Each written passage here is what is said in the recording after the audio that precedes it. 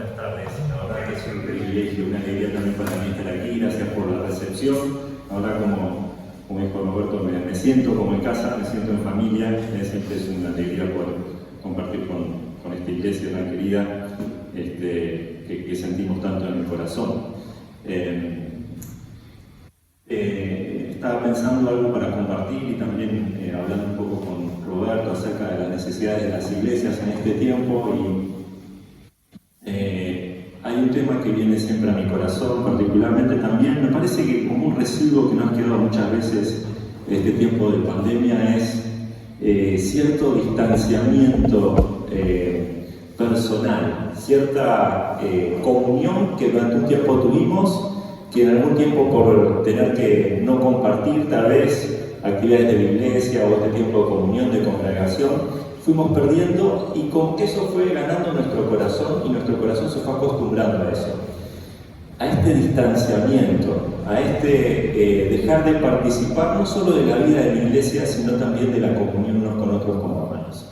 Y pensaba tanto en esto, y me parece que hay un pasaje que es fundamental, escrito a la iglesia hace 2000 años, pero escrito para nosotros particularmente hoy, que nos va a llevar a pensar y a meditar acerca de esta realidad de nuestra vida. Si tenés una Biblia, te pido que me acompañes a Hebreos capítulo 10. Hebreos capítulo 10, vamos a leer ahí a partir del versículo 19, y vamos a ver ahí a través de la lectura y lo que vamos a seguir meditando, 3 exhortaciones que el escritor de esta carta nos va haciendo a nosotros como iglesia, y que quiero que me parece que nos tienen que quedar claros a nosotros hoy. Vamos a hablar mucho de congregarnos, me parece que este es el propósito de este pasaje que vamos a leer, pero no quiero que pienses que la exhortación a congregarnos es para aquel que no vino hoy. La exhortación es siempre para nosotros, la palabra nos habla siempre para nosotros, pero también lo que quiero que compartamos es el motivo y el propósito por el cual nos juntamos.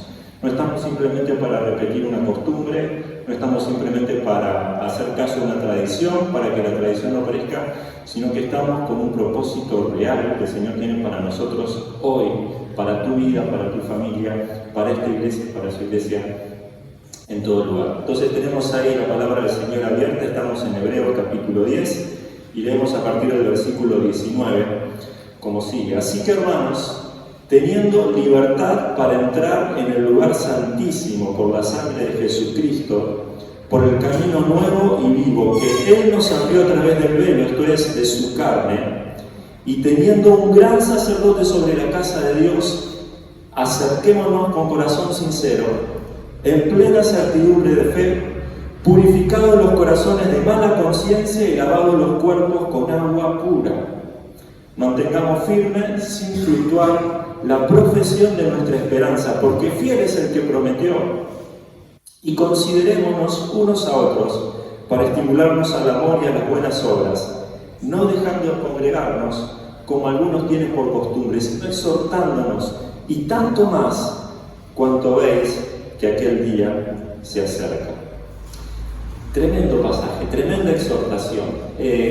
En el original, en el idioma original, aquí esto es solo una oración, no tiene punto de principio a fin, está queriendo comunicarnos que es una unidad en la cual tenemos que pensar cuando vamos a estudiar un pasaje como estos.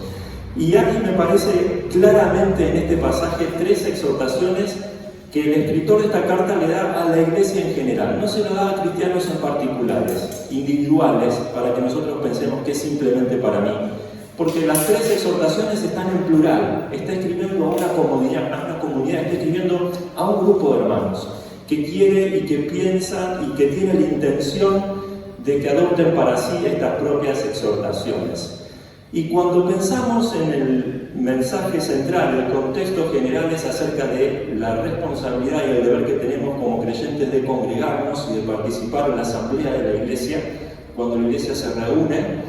Hay 3 llamados que el escritor nos va a hacer a nuestra vida y que es necesario que pongamos en práctica. Porque no pensemos que la adoración corporativa, que la adoración como iglesia es una opción que tenemos.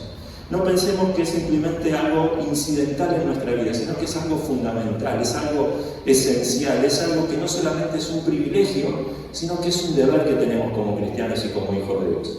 Entonces vamos a estas tres exhortaciones. La primera la encontramos en el versículo 22 y tiene mucho que ver con el título de la enseñanza de hoy. Dice, acerquémonos con corazón sincero. Es tiempo de que nos acerquemos. Y está hablando ahí de este acercamiento que se da en plena certidumbre de fe, purificados los corazones de mala conciencia y lavados los cuerpos con agua pura. Dice, acérquense en primer lugar al Señor a adorar. Esa es la primera exhortación, que es tiempo de que dejes de lado la distancia del corazón, que dejes de lado el frío del corazón y te empieces a acercar al Señor con una actitud de adoración. Y para eso es esencial hacerlo como iglesia, juntos en una reunión como esta tenemos hoy. Tal vez podemos pensar, bueno, yo puedo adorar al Señor en mi casa, y sí, y es un privilegio que tenemos que disfrutar y que tenemos que practicar la oración diaria. Es un privilegio, es una realidad como creyentes que no podemos desperdiciar. Pero aquí nos está hablando particularmente de la bendición y el privilegio de adorar como iglesia, adorar como comunidad. ¿Por qué? Como cantamos y como se decía hoy en la oración, cuando la iglesia está unida, cuando 2 o 3 están unidos en el nombre del Señor, el Señor prometió, he aquí yo estoy en medio de ustedes. Cuando estamos reunidos como iglesia, el Señor está presente de una manera especial. Cuando nos juntamos bajo su nombre, bajo su autoridad, con el propósito de buscarle, con el propósito de acercarnos a Él, el Señor se hace presente de una manera especial. El mismo escritor de esta carta, en el capítulo 2, cita un salmo y se lo atribuye a Jesús, diciendo, en medio de la congregación te alabaré. Es decir, que cuando la congregación del Señor se junta a alabarle, el Señor también está ahí, Jesús también está ahí cantando alabanzas al Padre. Tremenda verdad. Ahora, si sabemos que Jesús está reunido con su iglesia, ¿nos vamos a quedar nosotros aparte de ese momento de acercamiento al Señor? ¿Nos vamos a perder ese privilegio? ¿Nos vamos a perder esa posibilidad? Mirad, tenemos que pensar una y otra vez cuál es el motivo por el cual nos juntamos. Nos juntamos para estudiar la palabra, sí, es un motivo esencial. Nos juntamos para compartir, sí, es un motivo fundamental. Pero quiero decirte que el momento esencial de nuestro encuentro es cuando nos acercamos al Señor.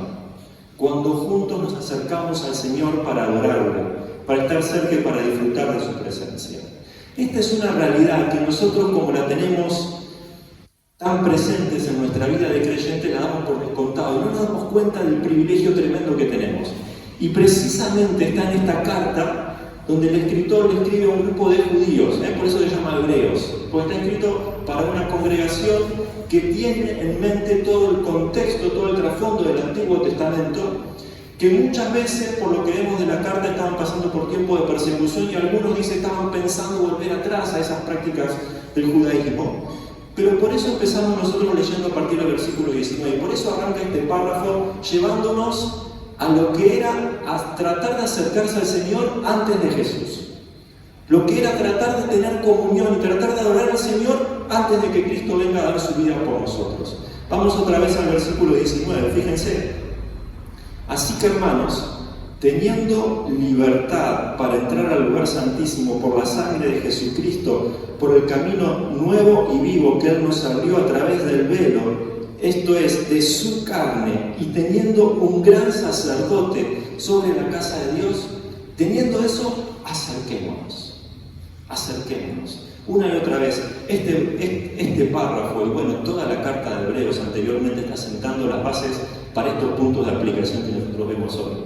Pero dice, piensen en lo que era acercarse al Señor en el tiempo del Antiguo Testamento. Piensen en lo que era acercarse al Señor en el tiempo del tabernáculo, en el tiempo del templo. Había un velo, había toda una disposición, todo un diseño que el mismo Dios había transmitido a Moisés, por el cual las personas cuando llegaban al tabernáculo, cuando llegaban al templo, ellos tenían la conciencia de que Dios estaba ahí, pero que era mejor estar lejos, que era mejor no acercarse a la presencia de Dios, porque en el momento en que ellos iban a hacer, iban a morir. Todos los elementos en el tabernáculo y en el templo que se iban acercando cada vez más al lugar santísimo donde estaba la presencia de Dios, le decía a aquel que quería acercarse, es mejor que estés lejos. Es mejor que no te acerques. Tratemos de imaginarnos, de trasladarnos miles de años atrás, al momento en el cual el pueblo de Israel había instalado este tabernáculo, en el momento en el cual Dios le había enseñado a adorar, a traer ofrendas de adoración, ofrendas de sacrificio, de perdón. Y pensemos imaginariamente en alguno de los vecinos de Israel, alguno de los pueblos vecinos, puede ser los moabitas, viviendo en ese tiempo en el cual Israel adoraba al Señor a través del tabernáculo. Y tal vez en esta historia imaginaria pensamos en un moabita que se acerca a su amigo israelita y le dice: yo veo que ustedes ahí tienen un lugar de adoración, bueno, yo quisiera entrar porque no puedo ver, hay muchas vallas en el tabernáculo que me impiden ver hacia adentro, quisiera entrar, me doy cuenta y me entero que ahí se puede orar. El israelita inmediatamente le dice: no, es imposible que vos entres, es imposible que vos entres. Para entrar al tabernáculo, para entrar al patio principal que está cerca, está entrando el acceso tenés que ser israelita, no podés, siendo de otra nación, entrar al tabernáculo. Bueno, dice el moabita, supongamos que nazco otra vez siendo un israelita, me imagino que podría entrar ahí al patio, podría participar de la oración, pero también podría entrar a esa carpa donde yo sé que hay un lugar santo. No, es imposible. Si nacés siendo israelita, podés entrar al patio del tabernáculo, pero no podés entrar al lugar santo, no podés entrar a aquella carpa donde se hacen los sacrificios. Ahí solo pueden entrar los levitas, descendientes de la casa de Aarón. Bueno, pero entonces es bastante restringido el acceso. Suponete que soy israelita, suponete que soy levita, suponete que soy de la casa de Aarón. Yo escuché que adentro de la carpa hay un lugar más pequeño, que es el lugar santísimo, que es el lugar santo de los santos. Estoy seguro que siendo levita de la casa de Aarón puedo entrar a ese lugar. No, imposible. A ese lugar, el lugar santísimo, solo entra el sumo sacerdote, el único que es sumo sacerdote en todo Israel. Bueno, está complicada la cosa, pero me imagino que entonces, siendo el sumo sacerdote, puedo entrar cuando yo quisiera al lugar santísimo. No, es imposible. El sumo sacerdote puede entrar solamente al lugar santísimo, a la presencia de Dios, una vez al año. Una vez al año. Y cuando lo entra temblando, entra con mucho temor. Tenía que entrar lavado, purificado su cuerpo con ropas blancas, resplandecientes de lino. Tenía que entrar, dice la tradición, que entraba atado con una soga en su tobillo, en uno de sus tobillos o en su cintura, por caso que entrara con pecado sin confesar y muriese en un instante. Nadie podía entrar siquiera a sacar el cuerpo, tenía que sacarlo a través de una soga. Fíjense el concepto que había antes de Jesús de tratar de acercarse al Señor. Imposible. Todo aquel que conocía esto sabía que en el momento de acercarse al Señor tenía que hacerse con mucho temor, con mucho temblor, con mucho miedo. Y acá el escritor de Hebreos nos dice: hoy tenemos todos los hijos de Dios este privilegio de entrar cada día a la casa del Señor, cada día a la presencia del Señor. Y podemos hacerlo incluso corporativamente en una noche como esta, en la cual nos juntamos como iglesia para adorar. Solo por la muerte de Jesús, solo por la obra de Jesús, solo porque aquel velo que estaba en el templo que separaba el lugar santo del lugar santísimo, en el momento en que Jesús muere, se parte, se rompe de arriba abajo, indicando que es algo que Dios había hecho, permitiendo el acceso a aquel que viniese por la obra de Cristo. Entonces, teniendo este privilegio, teniendo esta gran bendición como hijos de Dios que vamos a celebrar en un momento a través de la cena, ¿cómo podemos perdernos esta bendición de acercarnos al Señor en adoración? Acercarnos al Señor en adoración. ¡Qué privilegio! Mira, también puedes preguntarte: pero ¿por qué es la adoración? ¿Por qué Dios quiere tanto que le adoremos? ¿Por qué Dios necesita que le adoremos? No, Dios no necesita que le adoremos. Dios no depende de nuestra adoración para subsistir. Dios no depende de nuestra adoración, de nuestro reconocimiento para crecer en su grandeza, para crecer en su gloria. Él ya es soberano por sobre todo excelso infinito, pero Él quiere que le adoremos por lo que la adoración hace por nosotros. No porque la adoración lo cambia, sino porque la adoración nos transforma a nosotros.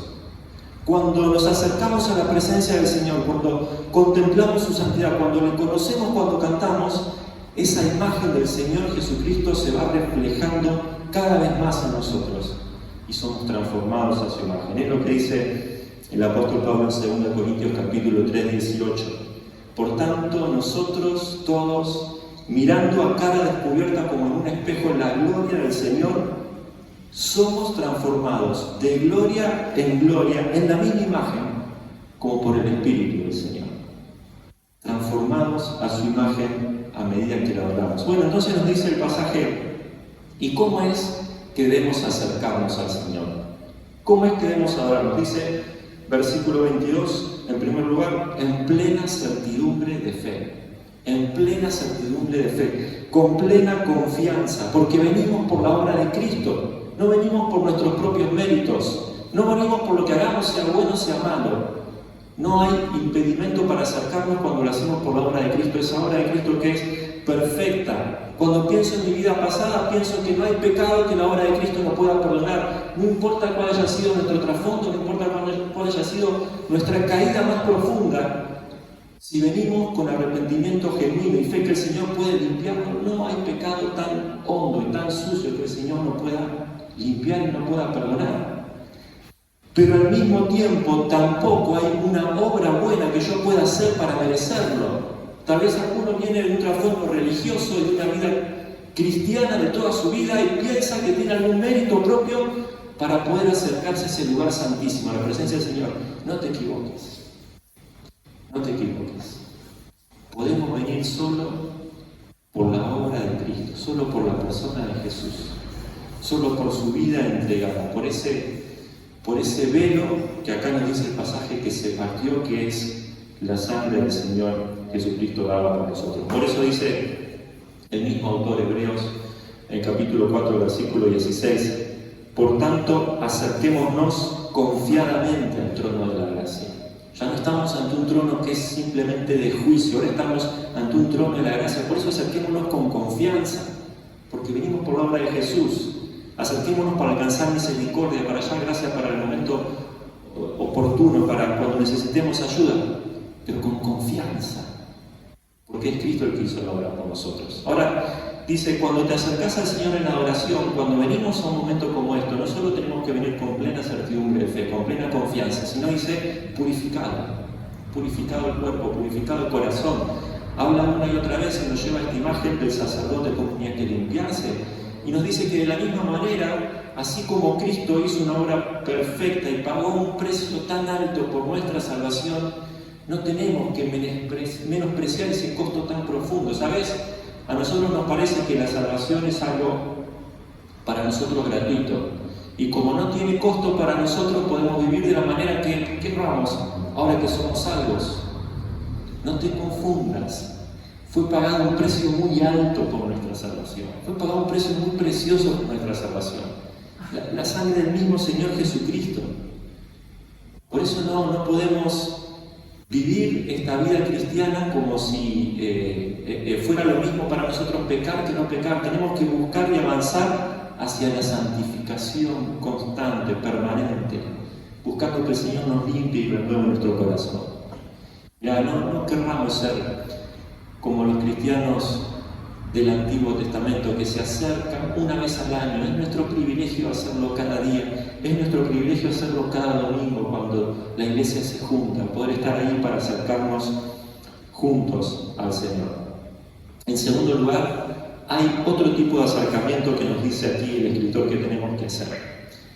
No solo nos acercamos al Señor para adorarle, sino el versículo 23 nos enseña que también nos acercamos al prójimo cuando nos congregamos para dar testimonio de lo que hacemos. Dice, mantengamos firmes sin fluctuar la profesión de nuestra esperanza, porque fiel es el que prometió.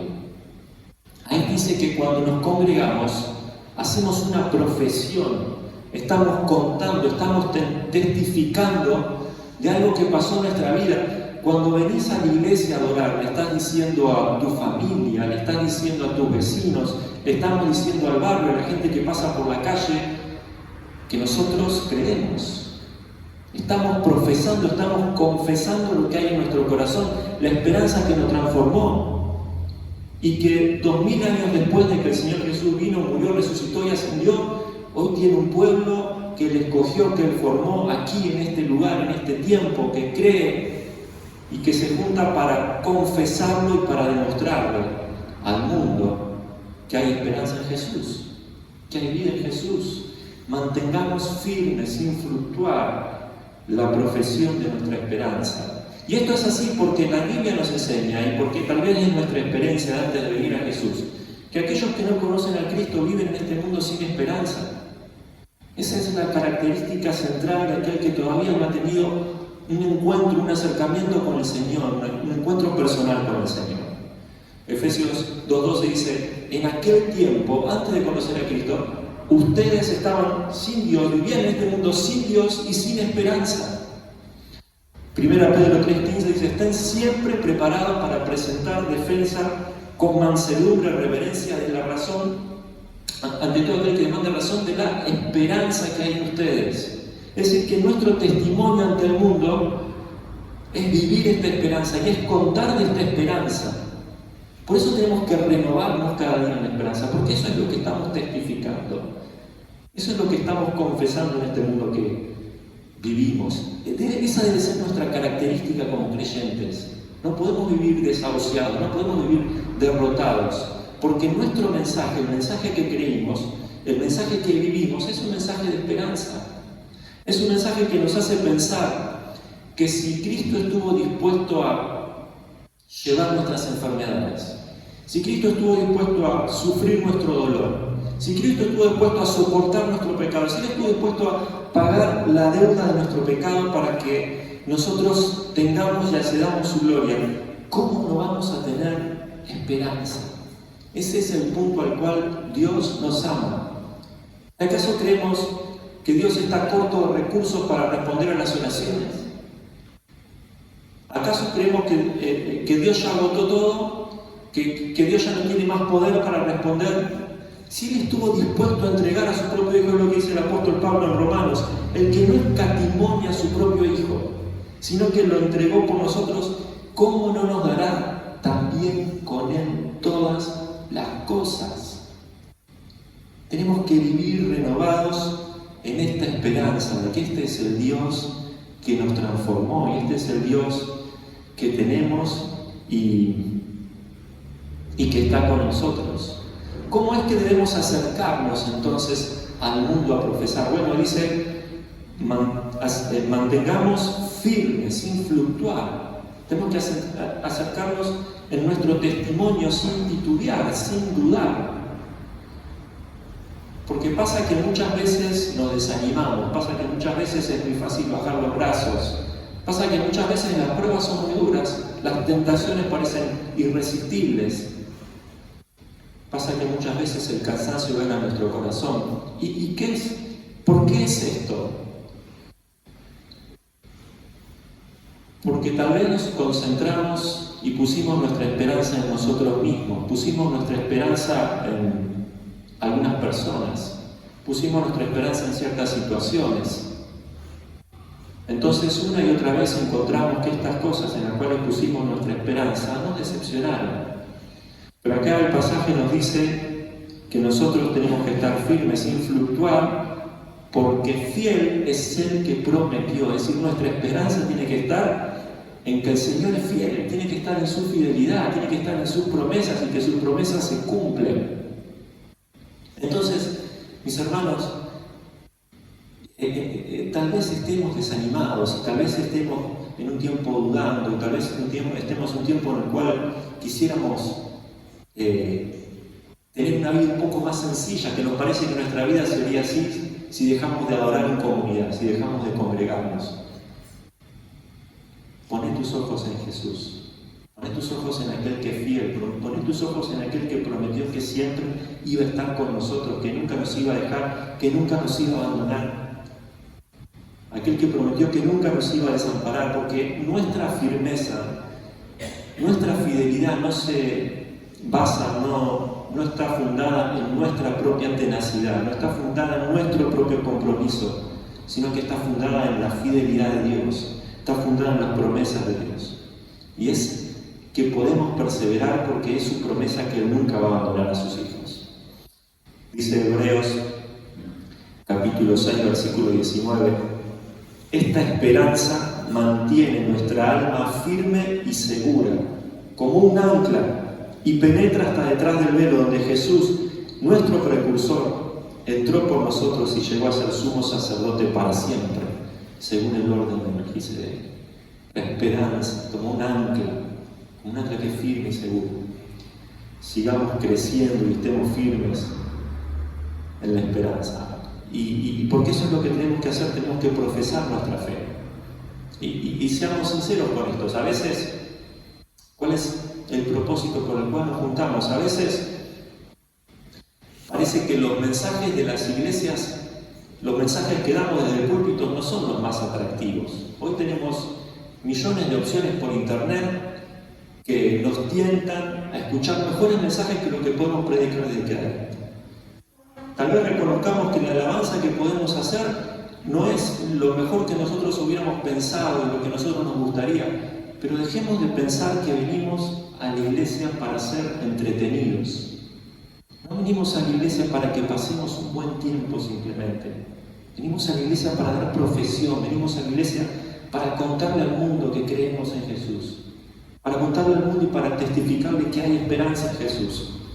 Por eso mantengámonos firmes y sin titubear en nuestra profesión de la fe. Tercera y última exhortación: nos acercamos no solo al Señor cuando nos congregamos para adorarle, nos acercamos no solo al prójimo que está afuera o que vive con nosotros muchas veces que no conoce a Cristo, para confesarle, para profesarle que hay esperanza en Jesús, sino que también nos acercamos a la comunidad de la fe, nos acercamos a nuestros hermanos para edificarnos mutuamente.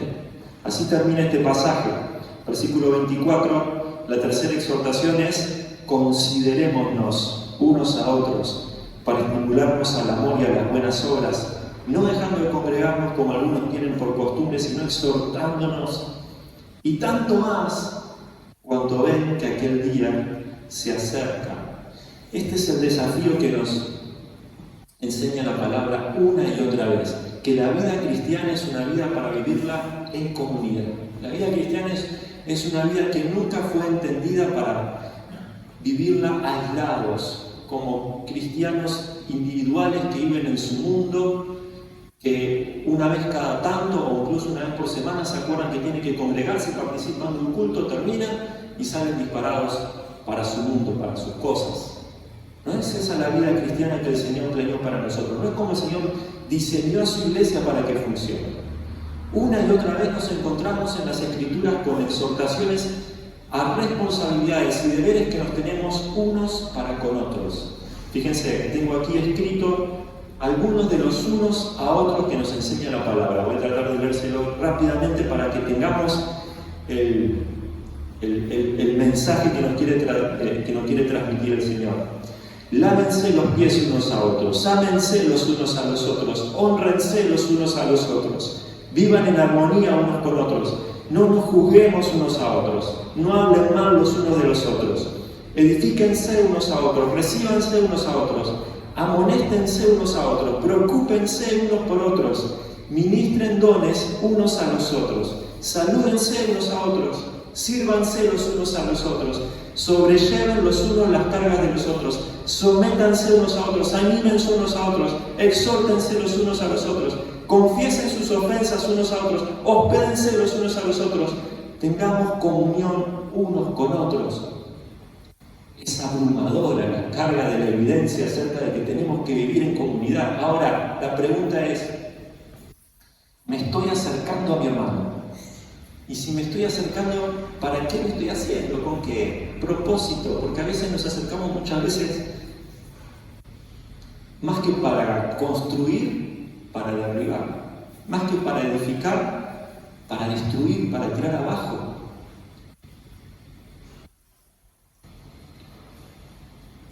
Cuando la exhortación una y otra vez es que nos consideremos unos a otros para estimularnos al amor y a las buenas obras. Considerémonos unos a otros. Lo que quiere decir ahí es: Pensá que te vas a acercar al hermano, la hermana que tienes al lado. Y pensá en esa persona, considerala. Es decir, no tengas una relación simplemente de saludo superficial. Dice, pensá en la otra persona. ¿Cómo podés hacer para llevarla a esa persona a un nuevo nivel de crecimiento? Para que esa persona sea construida. ¿Qué es lo que le vas a decir? ¿Cómo vas a orar por esa persona? ¿Cómo la vas a ayudar? ¿Cómo la vas a animar a ese hermano para que siga adelante en su vida de fe? Nos está diciendo, tenés que ser consciente y planificar esto. ¿Qué paso vas a dar ahora? ¿Cuáles van a ser tus palabras para que el hermano o la hermana que está al lado tuyo pueda seguir creciendo, pueda seguir edificando? Entonces dice, esto lo hacemos a través de dos maneras. Nos estimulamos al amor y a las buenas obras, y después dice, nos exhortamos. ¿Qué es esto de estimularnos? Ahí la palabra literalmente es paroxismos. Es una palabra que nosotros hemos transliterado en nuestro idioma, un paroxismo, como una emoción llevada al extremo, una emoción intensa. Eso es lo que está diciendo aquí. Y eso me parece que la palabra es un poquito más dura de lo que a nosotros nos gustaría hoy en nuestra sociedad y en nuestra iglesia hoy. Esa misma palabra es la palabra que se usa, por ejemplo, cuando habla en Hechos del gran desacuerdo que hubo entre Pablo y Bernabé acerca de Juan Marcos. Dice literalmente, hubo entre ellos tal paroxismo que se separaron, porque no sabían cómo trabajar con Juan Marcos. ¿No? Esa es la palabra. Lo que quiere decir es que a veces, en nuestra comunión como hermanos, tenemos que confrontar acerca de la realidad que estamos viviendo, la manera en que estamos caminando. A veces, llevar a nuestro hermano al próximo nivel de crecimiento, un paso más cerca de Cristo, significa señalar algún pecado, significa señalar alguna mala decisión, significa con toda sinceridad y con todo amor mostrar que ahí hay alguna conducta que se tiene que cambiar para llevarnos, dice, al amor y a las buenas obras, es decir, para que dejemos de lado la indiferencia, para que dejemos de lado el frío, para que podamos crecer en esa dirección hacia el amor y las buenas obras. Ahora dice, tenés en cierta manera que estimular, tenés que en cierta manera confrontar, pero también usa esta palabra, tenemos que exhortar, que ahí habla de estar al lado, ahí habla de la empatía, habla de ponerse en el lugar del otro. Es decir, que necesitamos las dos conductas cuando nos acercamos a nuestro hermano. Necesitamos la verdad, pero también necesitamos el amor. Y me parece que en nuestras iglesias siempre corremos el riesgo de ir a un extremo o al otro. Hay iglesias o hay personas que muchas veces somos muy de reprimir, muy de reprender, muy de confrontar. Hay otras iglesias que por otro lado, o hay otras personas que por otro lado tratan de ser todo amor y permitimos todo. Y bueno, con tal de que esté, puede pasar cualquier cosa, no hay ningún problema. Dice, lo que tiene que hacer son las dos cosas. Como se hizo en aquella ocasión con Juan Marcos, Pablo y Bernabé, uno tal vez reprendió, otro exhortó que la conducta que estaba haciendo era mala, el otro estuvo con él acompañando. Entonces tenemos al final de la vida del apóstol Pablo cómo el ministerio de Juan Marcos era tan necesario porque había sido reinstalado otra vez a la fe y al servicio y al amor y a las buenas obras, porque fue reprendido, confrontado, pero también fue amado con la verdad. Ese es el acercamiento que tenemos que tener. Parece que es la lección más grande, casi final, que Jesús le dejó a sus discípulos. Cuando Jesús ahí estaba en aquel aposento alto, aquella última noche que estuvo junto con sus discípulos antes de instituir la Santa Cena, en la cual nosotros vamos a participar, en un momento nos dice Juan capítulo 13 que se levantó, tomó una especie de palangana, una toalla, y uno por uno empezó a hacerlo desfilar a sus discípulos, a lavarles los pies ahí, a tener contacto con la mugre de ellos, con la suciedad de ellos, pero siendo él el maestro, pero siendo él el Señor, pero siendo él Dios ahí, estando entre ellos, justo él tenía que hacer esta obra de servicio. Ahí estaba enseñando el corazón que quería que sus discípulos tengan, este corazón de siervos, este corazón de humildad, este corazón de unos a otros que se hace con el ejemplo. Termina este gran pasaje diciéndonos: y esto háganlo tanto más cuanto ven que aquel día se acerca. ¿De qué día está hablando? Obviamente está hablando del día de la aparición de nuestro Señor Jesús por segunda vez sobre esta tierra para buscar a sus hijos. Obviamente está hablando de que es un día inminente, que tenemos que vivir con esta perspectiva. Dice, y viviendo en esta perspectiva, viendo los acontecimientos que vemos hoy nosotros del mundo, viendo hacia dónde el mundo se dirige, viendo que la venida de nuestro Señor está cada vez más cerca, dice, cada vez más ustedes tienen que acercarse en estas direcciones. Cada vez más, no estén conformes con lo que ya avanzaron hasta ahora, no estén conformes con lo que ya testificaron, con lo que ya sirvieron al hermano. Cada vez más tenemos que avanzar en esto, cada vez más tenemos que perfeccionarnos en el acercamiento hasta este encuentro glorioso, hasta este día glorioso. Ahí cuando habla de congregarnos, usa una palabra en el original que es episinagoge. Y se las digo simplemente porque hay algo muy curioso en esto, y es que solamente aparece 2 veces en el Nuevo Testamento. Una es esta, habla de congregarnos, habla precisamente de una congregación, no de una agregación de personas, es decir, de personas que están en un mismo lugar pero separadas, sino de una congregación, habla de varias personas unidas a un mismo factor vital. Dice, y ustedes tienen que congregarse. Dice este episinagoge, tanto más cuando ves que aquel día se acerca.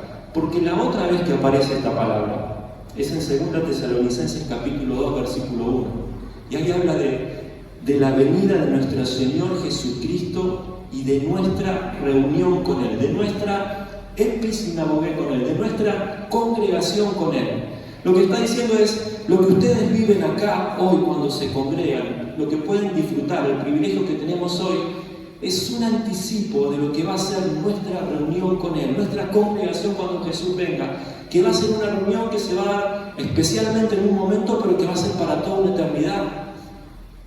Entonces, tal vez compartís con hermanos, o tal vez es tu propia experiencia, que te encantaría vivir la experiencia del cielo, te encantaría disfrutar ese momento de poder pasar una eternidad con el Señor y con los santos y poder disfrutar de su presencia. Pero si te encantaría eso, dice, tenés que disfrutar el anticipo que tenemos hoy de ese pedazo de cielo que tiene que ser y que es la iglesia, que es la congregación. Ahí es el lugar donde nos juntamos para acercarnos al Señor en adoración. Es ese lugar donde nos juntamos para acercarnos al prójimo que no conoce a Cristo, para profesarle, para confesarle nuestra esperanza. Y es ahí donde nos juntamos para edificarnos unos a otros, para acercarnos a nuestro hermano, para romper con ese aislamiento que tenemos individualmente en nuestra sociedad hoy y para ponernos a su servicio, para edificarnos unos a otros. Que sea esta nuestra convicción, que sea esta nuestra realidad y que nos demos cuenta de nuestra necesidad. Oramos. Padre Celestial, qué glorioso es poder juntarnos con tu iglesia. Qué bendición tan grande, qué privilegio al cual accedemos solamente, exclusivamente, por la persona y por la obra de Jesús por nosotros. Es por su vida perfecta, pero es por su muerte que pagó el precio completo por nuestra redención, que nosotros podemos acceder a tu presencia. Que no lo desperdiciemos, que podamos renovarnos cada día con la esperanza gloriosa de que anhelemos el tiempo en el cual vengas a buscarnos, pero sabemos que podemos disfrutar un anticipo de eso aquí hoy en la iglesia, en tu iglesia, en tu cuerpo, en tu pueblo, porque cuando nos juntamos, el Señor está en medio de nosotros, es nuestra convicción, es nuestra realidad, es nuestra experiencia, que podamos vencer este distanciamiento de tanto tiempo, que podamos vencer el desánimo en nuestros corazones, que podamos mantenernos firmes sin fluctuar, que podamos profesar esta esperanza gloriosa, que podamos vivir aquí con esta pasión con la cual el Señor Jesús nos amó, con esta pasión con la cual el Señor Jesús nos ama y nos sirve hoy, dice tu palabra, como sacerdote en los cielos, en tu presencia, intercediendo por nosotros, habiendo completado la obra perfecta de la salvación. Padre, gracias por este tiempo.